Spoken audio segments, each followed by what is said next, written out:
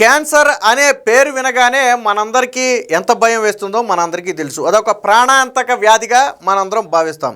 So ఆ పేరు వినబడగానే మనకి మొదట గుర్తొచ్చే హాస్పిటల్ ఏంటయ్యా అంటే బసవతారకం హాస్పిటల్. రెండు తెలుగు రాష్ట్రాల్లోనే కాదు, దేశంలోని అనేక రాష్ట్రాల నుంచి ఈరోజు బసవతారకం హాస్పిటల్కి వేలాదిగా తరలి వచ్చి ట్రీట్మెంట్ చేయించుకుంటున్నటువంటి పరిస్థితి. సో ఎందుకు అసలు బసవతారకం హాస్పిటల్ ఎలా వచ్చిందో మనందరికీ తెలుసు. ఎన్టీ రామారావు గారి సతీమణి క్యాన్సర్ వ్యాధితో చనిపోతే ఆయన మొన్న ఒక డాక్టర్ గారు నోరి ఆ క్యాన్సర్ ప్రముఖ డాక్టర్ గారు మాట్లాడుతూ అప్పట్లో ఆవిడ చెప్పిన చివరి మాటలను కూడా చెప్పారు. సో నాలాగా క్యాన్సర్ బారిన పడి ఎంతోమంది చనిపోతున్నారు, వాళ్ళందరికీ ఏదైనా చెయ్యాలి అని ఆవిడ చివరి కోరిక కోరితే దాని నుంచి పుట్టిందే ఈ బసవతారకం హాస్పిటల్. ఈరోజు లక్షలాది మందికి వైద్యం అందించి మామూలు మనుషులుగా తీర్చిదిద్దుతుందని చెప్పి ఒక డాక్టర్ కూడా ఆ వేదిక మీదగా మాట్లాడారు. ఈ బసవతారకం హాస్పిటల్ 25 సంవత్సరాలు పూర్తి చేసుకున్న సందర్భంగా బసవతారకం హాస్పిటల్లో ఒక సెరమనీ కూడా నిర్వహించారు. సో అందులో మీకు ఈ పాప పడే ఉంటుంది. 2 రోజుల నుంచి సోషల్ మీడియాలో తిరుగుతుంది. వాస్తవానికి ఇంతకుముందు పెద్దగా ఎవరికీ తెలియదు. సో ఎవరి పాప అంటే అనంతపురానికి చెందినటువంటి ఈవిడ పేరు స్వప్న. 10వ తరగతి చదివే సమయంలోనే బోన్ క్యాన్సర్ వచ్చింది. సో అప్పట్లోనే అనేక హాస్పిటల్స్ తిరిగితే ఎక్కడా కూడా నయం కాల, డబ్బులు ఖర్చు అవుతున్నాయి తప్ప నయం కాలేదు. సో అప్పుడు బాలకృష్ణ అభిమాని అనంతపురం జగన్ అనే ఒక వ్యక్తి బాలకృష్ణ గారితో ఈ అమ్మాయిని మాట్లాడించారు. ఫోన్ కాల్ మాట్లాడిస్తే బాలకృష్ణ గారు నీకెందుకు, నేనున్నాను, నువ్వు మన బసవతారకం హాస్పిటల్కి వచ్చేయమ్మా అంటే బసవతారకం హాస్పిటల్కి వెళ్ళింది. స్వయంగా బాలకృష్ణ గారే బసవతారకం హాస్పిటల్కి వెళ్ళి ఈ అమ్మాయికి మనోధైర్యం ఇవ్వటమే కాకుండా ఈ అమ్మాయికి ఫ్రూట్స్, ప్రోటీన్ పౌడర్ లాంటివి ఇచ్చి ఆ రోజులోనే మంచి మాటలు చెప్పారు. నువ్వు బాగా తినాలి, నీకు అది ఉంది ఇది ఉంది అనేది మర్చిపో, నీకు నయం అవుతుంది, నేను డాక్టర్లతో మాట్లాడాను, నువ్వు చేయాల్సింది ఒకటే పని, బాగా తిను, బోర్ కొట్టినప్పుడు చదువుకో అని చెప్పి పుస్తకాలు, పళ్ళు, ప్రోటీన్ పౌడర్ ఆ రోజుల్లో ఇచ్చారు. నీకు ఆ ఫోటోలు కూడా ఉన్నాయి, నేను ఒకసారి చూపిస్తాను. సో అలాగా మొదలైనటువంటి ప్రస్థానం. ఆ తర్వాత బసవతారకం హాస్పిటల్లో ట్రీట్మెంట్ చేశారు. ఆపరేషన్ సక్సెస్ అయింది. అక్కడ నుంచి ప్రతి సంవత్సరం కూడా ఆ చెకప్లు చేయించుకుంటుంది. ఈరోజు పూర్తి ఆరోగ్యంగా అందరి ముందు నిలబడి ఈరోజు మాట్లాడింది. ఒకటే మాట చెప్పింది, ఈరోజు నేను ఇక్కడ ఇలా నిలబడి మాట్లాడుతున్నాను అంటే కేవలం బాలకృష్ణ గారి వల్లే నేను మాట్లాడుతున్నాను. ఆ రోజు నాకు అండగా నిలబడినటువంటి అనంతపురం జగన్. ఇక్కడ విచిత్రం ఏంటంటే ఆ అమ్మాయి జగన్ అని చెప్పగానే అందరూ వైఎస్ జగన్మోహన్ రెడ్డి అనుకుంటున్నారు. వైఎస్ జగన్మోహన్ రెడ్డి కాదు, ఆ బాలకృష్ణ అభిమాని అనంతపురం జగన్ అనే వ్యక్తి ఆ రోజు బాలకృష్ణ గారికి దగ్గరికి తీసుకురావడమే కాకుండా బసవతారకం హాస్పిటల్కి తీసుకొచ్చి ఆ అమ్మాయి బాగోగులన్నీ కూడా చూసుకుంటే ఈ రోజు ఆ అమ్మాయి ఈ స్టేజ్ మీద నిలబడింది. ఆవిడ మాట్లాడిన మాటలు కూడా ఉన్నాయి. అంటే ఒక స్వచ్ఛంద సేవా సంస్థలాగా దీనికి ఉన్నటువంటి గొప్పతనం ఏంటంటే ఈ హాస్పిటల్కి కేంద్ర ప్రభుత్వం దీనికి వచ్చే డొనేషన్స్కు ట్యాక్స్ బెనిఫిట్స్ కూడా ఇచ్చింది.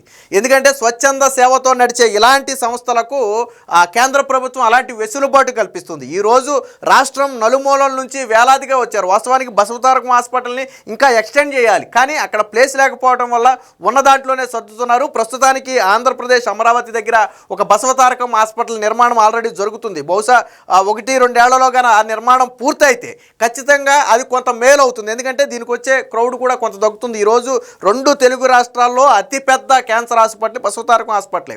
ఇక్కడ మీకు ప్రభుత్వ పథకాల ద్వారా ఆరోగ్యశ్రీ కావచ్చు, ఎన్టీఆర్ వైద్య సేవ కావచ్చు, వాటి ద్వారా ఉచిత వైద్యం జరుగుతుంది. అలాగే కాస్ట్ కూడా డబ్బులు పెట్టి చేయించుకోవాలనుకునే వాళ్ళకు కూడా ఇతర హాస్పిటల్స్లో క్యాన్సర్ అంటే మీకు లక్షల రూపాయలు మీ ఆస్తులు అమ్ముకోవాల్సిందే. కానీ బసవతారకం హాస్పిటల్లో అలాగ ఉండదు. సో సేవా పద్ధతిలోనే ఇక్కడ వైద్యం జరుగుతుంది. ఇక్కడ ఒక స్ఫూర్తితో పెట్టారు. మొన్న ఒక డాక్టర్ గారు కూడా మాట్లాడారు ఈ సేవా కార్యక్రమం సందర్భంగా. నోరి అనే ఒక సీనియర్ క్యాన్సర్ డాక్టర్, నేను ఆల్రెడీ ఇందాక చెప్పినట్టుగా. సో అంటే ఒక సదుద్దేశంతో ఆ రోజు ఎన్టీ రామారావు గారి సతీమణి క్యాన్సర్ వ్యాధితో చనిపోతే అలాంటి పరిస్థితి ఇంకొకరికి రావద్దు, ఏదైనా చెయ్యాలి అనే ఒక ఉద్దేశంతో పెట్టినటువంటి హాస్పిటలే ఈ బసవతారకం హాస్పిటల్. ఆ రోజు నుంచి ఈ రోజుకి ఒక్కటే సేవా దృక్పథంతోనే ఇక్కడ పనిచేస్తున్నారు. ఇక్కడ పనిచేసే సిబ్బంది కావచ్చు, డాక్టర్స్ కావచ్చు, మేనేజ్మెంట్ కావచ్చు, అందరూ సేవా దృక్పథంతో పనిచేసే వాళ్ళే తప్ప డబ్బు అనే హాస్పిటల్ అనే పేరుండి డబ్బు తీసుకునే వాళ్ళు ఈ రోజుల్లో ఎవరూ లేరు. ఒక బసవతారకం హాస్పిటల్ మాత్రమే సేవా పద్ధతిలో పనిచేసేటువంటి హాస్పిటల్. ఇక్కడ ఖర్చు కూడా చాలా తక్కువ. ఏదైనా మనం స్కానింగ్లు చేయించుకోవాలన్నా, ఎక్స్రేలు చేయించుకోవాలన్నా, లేదా ఇంకొకటి టెస్ట్ చేయించుకోవాలన్నా ఇతర హాస్పిటల్స్తో పోలిస్తే అతి తక్కువ. అలాగే మీకు ఆరోగ్యశ్రీ, ఎన్టీఆర్ వైద్య సేవ లాంటివి ఉంటే ఇక్కడ పూర్తిగా ఉచిత వైద్యం అందుతుంది. సో రోజు రోజుకి ఇక్కడికి వచ్చే వారి సంఖ్య పెరుగుతుంది. సో ఇక్కడ మనోధైర్యాన్ని, పేషెంట్కి ఒక మనోధైర్యాన్ని కూడా ఈ హాస్పిటల్లో ఇస్తారు. హాస్పిటల్ గొప్పతనం అదే. ఎంత క్రిటికల్ పొజిషన్లో ఒక పేషెంట్ వచ్చినా ముందు ఒక క్యాన్సర్ పేషెంట్కి ముందు కావాల్సింది ఏంటంటే మనోధైర్యం. సగం మనోధైర్యమే వాళ్ళని చంపేస్తుంది. నాకేదో అయిపోతుందనే భయమే వాళ్ళని ముందు సగం చంపేస్తుంది. సో ఒక మనోధైర్యాన్ని ఇస్తారు. మీకేం కాదు, వ్యాధి చిన్నదే, తగ్గిపోతుంది, దీనికి ట్రీట్మెంట్ ఉంది, సో మీరు కొన్ని జాగ్రత్తలు తీసుకుంటే లైఫ్ పెరుగుతుంది అని చెప్పి ఒక మనోధైర్యాన్ని ఈ హాస్పిటల్లో అయితే ఇస్తారు. దీనికి సంబంధించి నా అమ్మాయి కూడా 2 మాటలు మాట్లాడింది, ఒకసారి చూద్దాం. తర్వాత ఆపరేషన్ చేయించాలని చెప్పారు. అప్పుడు జగన్ సార్ మా ఇంటికి రావడం జరిగింది. అప్పుడు బాలకృష్ణ సార్తో మాట్లాడించి ఇక్కడ హాస్పిటల్కి అడ్మిట్ చేయించారు. సో చూశారు కదా ఎంత చక్కగా ఈరోజు పూర్తి ఆరోగ్యంతో ఈరోజు మనందరి ముందు నిలబడి మాట్లాడుతుంది. ఇప్పుడు ఏదైతే స్వప్న ఇంత ఆరోగ్యంగా ఇంత అందంగా మన ముందు కనపడి మాట్లాడిందో, ఒకప్పుడు అనారోగ్యంలో ఉన్నప్పుడు పరిస్థితి ఎలా ఉందో ఆ రోజు బాలకృష్ణ గారు ఎలా చేరదీశారనేది ఒకసారి నేను చూపిస్తాను, చూడండి. సో ఇది అప్పట్లో స్వప్న హాస్పిటల్లో, బసవతారకం హాస్పిటల్లో అడ్మిట్ అయినప్పుడు ఉన్నటువంటి పరిస్థితి ఇలా ఉంది. ఆ రోజే బాలకృష్ణ గారు స్వయంగా వెళ్ళి ఆ అమ్మాయికి మనోధైర్యాన్ని ఇచ్చారు. స్వయంగా వైద్య ఖర్చుల దగ్గర మొదలుపెట్టి ఆ పూర్తి ట్రీట్మెంట్ అంతా కూడా స్వయంగా ఆయనే పర్యవేక్షించారు. ఇది అప్పటి చిత్రం. దీనికి సంబంధించినటువంటి ఇంకొన్ని చిత్రాలు కూడా ఉన్నాయి. సో ఆ రోజు బాలకృష్ణ గారు మనోధైర్యం ఇస్తూ ఆ అమ్మాయి నుదుటి మీద ఒక ముద్దు పెట్టి ఆ కుటుంబానికి కావచ్చు, ఆ అమ్మాయికి కావచ్చు ఒక మనోధైర్యాన్ని ఇచ్చారు. సో ఇది మనం ఎప్పుడు గురించి మాట్లాడుకుంటున్నాం? దాదాపుగా 7-8 ఏళ్ళు 10 ఏళ్ల క్రితం ఘటన గురించి మనం మాట్లాడుకుంటున్నాం. కానీ ఈరోజు ఆ అమ్మాయి ఎంత ఆరోగ్యంగా ఎంత అందంగా మన ముందు నిలబడి మాట్లాడిందో మనం అందరం చూసాం. సో అందరూ ఇందులో చెప్పినటువంటి పేరు జగన్ అనే ఒక పేరు చెప్తే పాపం అందరూ అనుకుంటున్నారు వైఎస్ జగన్ అనుకుని వైసీపీ సోషల్ మీడియా అంతా వాళ్ళు ఎలివేషన్లు వేసుకునే ప్రయత్నం చేస్తున్నారు. జగన్మోహన్ రెడ్డి చెబితే ఈ అమ్మాయికి బాలకృష్ణ గారు ఏదో చేశారనే ఒక భ్రమలో ఉన్నారు. ఆ అమ్మాయి చెప్పింది వైఎస్ జగన్ కాదు, అనంతపురం జగన్ అని. ఆ వ్యక్తినే అనంతపురం జగన్ అంటారు, బాలకృష్ణ అభిమాని. సో దానికి సంబంధించినటువంటి ఫోటో కూడా నేను చూపిస్తా, చూడండి ఒకసారి. సో ఈ వ్యక్తే అనంతపురం జగన్ అంటే, ఈ వ్యక్తే బాలకృష్ణతో ఉన్నటువంటి వ్యక్తి. ఈ వ్యక్తిని పట్టుకుని వాళ్ళేమనుకుంటున్నారంటే వైఎస్ జగన్ అనుకుంటున్నారు. సో మరి వాళ్ళు పొరబడి అలాగ అనుకుంటున్నారా, లేదా నిజంగానే విషయం తెలిసి అలా చేస్తున్నారో కానీ మొత్తానికి అంటే ఒక మంచి ఉద్దేశంతో ప్రారంభించినటువంటి హాస్పిటల్ ఈరోజు వేలాది మందికి అండగా నిలిచింది అనటంలో సందేహం లేదు. ఈరోజు ఆ పాప మాట్లాడిన మాటల తర్వాత అక్కడ ఉన్న వాళ్ళందరూ కూడా చాలా భావోద్వేగానికి గురయ్యారు. బాలకృష్ణ గారు కూడా ఒక రకంగా కొంత భావోద్వేగానికి గురయ్యారు. ఆ రోజు జరిగినటువంటి పరిస్థితి, ఆ అమ్మాయి వచ్చినప్పుడు ఉన్నటువంటి పరిస్థితి నుంచి ఈరోజు ఈ పరిస్థితికి వచ్చి ఇంత మనోధైర్యంతో అందరి ముందు మాట్లాడింది అంటే ఎలాంటి మోటివేషన్ ఉంటుంది, ఎలాంటి వైద్యం అందించుంటారు అనేది మనం ఒకసారి అర్థం చేసుకోవచ్చు.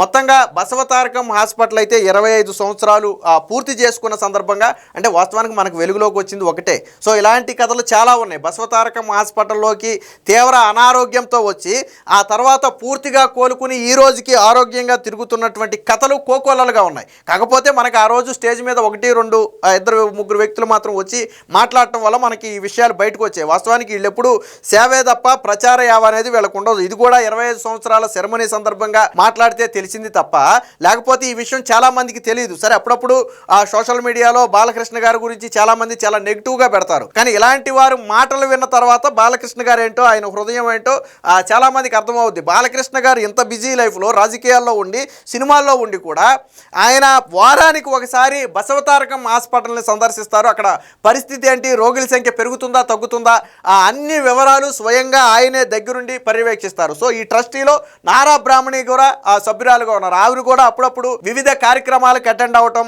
అక్కడ కొంతమంది పేషెంట్స్ని కలవటం, వారికి ధైర్యం చెప్పటం, అలాగే డాక్టర్స్ మీటింగ్స్లో, బోర్డు మీటింగ్స్లో పాల్గొనటం, ఎప్పటికప్పుడు కొత్త టెక్నాలజీ కావచ్చు, లేదా స్ట్రెంత్ పెరుగుతుంటే తీసుకోవాల్సిన చర్యలు కావచ్చు, ఇలా ప్రతి విషయంలో కూడా నారా బ్రాహ్మణి గారు కూడా ఈ బసవతారకం హాస్పిటల్లో కీలక పాత్ర పోషిస్తున్నారు. మొత్తంగా బసవతారకమ్మ ఆ పేరు మీద ఏర్పాటు చేసినటువంటి ఈ హాస్పిటల్ అనేది దేశవ్యాప్తంగా లక్షలాది మందికి ఈ రోజు సేవ చేసింది అనడంలో ఎటువంటి సందేహం లేదు. ఇలాంటి హాస్పిటల్స్ మళ్ళీ రావాలి. ఆల్రెడీ ఆంధ్రప్రదేశ్లో కూడా ఈ హాస్పిటల్ నిర్మాణం ప్రారంభమవుతుంది. హాస్పిటల్స్ అంటే కేవలం వ్యాపార దృష్టిలో ఉండే ప్రస్తుత సమాజంలో సేవే లక్ష్యంగా పనిచేస్తున్నటువంటి హాస్పిటల్స్ చేతి మీద లెక్క పెట్టచ్చు. అలాంటి వాటిలో తొలి హాస్పిటల్గా ఈరోజు బసవతారకం హాస్పిటల్ ఉంటుంది. బాలకృష్ణ గారు రాజకీయాల్లో కూడా ఉన్నారు. చంద్రబాబు గారి మీద కక్ష మీదతో కూడా ఈ హాస్పిటల్ని ఇబ్బంది పెట్టవచ్చు. కానీ ఏ ప్రభుత్వం కూడా బసవతారకం హాస్పిటల్ జోలికి వచ్చే ప్రయత్నం చేయాలి. ఎందుకంటే రాజకీయ రాజకీయాలు వేరు, ఈ బసవతారకం హాస్పిటల్ వేరు. స్వచ్ఛంద సేవా పద్ధతిలో నడుపుతున్నటువంటి హాస్పిటల్ ఇది. దేశం నలుమూలల నుంచి ప్రతిరోజు సికింద్రాబాద్లో దేశం నలుమూలల నుంచి వచ్చే ట్రైన్స్లో అనేక మంది దిగి ఈరోజు బసవతారకం హాస్పిటల్కి ట్రీట్మెంట్కి వస్తున్నారు. దేశవ్యాప్తంగా అనేక హాస్పిటల్స్ ఉన్నాయి. బసవతారకం హాస్పిటల్కి ఎందుకు వస్తున్నారంటే ఇక్కడ జరుగుతున్నటువంటి వైద్యం అంత మెరుగైన వైద్యం అని వాళ్ళందరూ నమ్మారు కాబట్టి ఈరోజు బసవతారకం హాస్పిటల్కి వస్తున్నారు. ఏది ఏమైనా బసవతారకం హాస్పిటల్ ఇంతే సేవా లక్ష్యంతో మరికొంతమందికి సేవ అందించాలనేది ఈరోజు అందరి ఆకాంక్ష.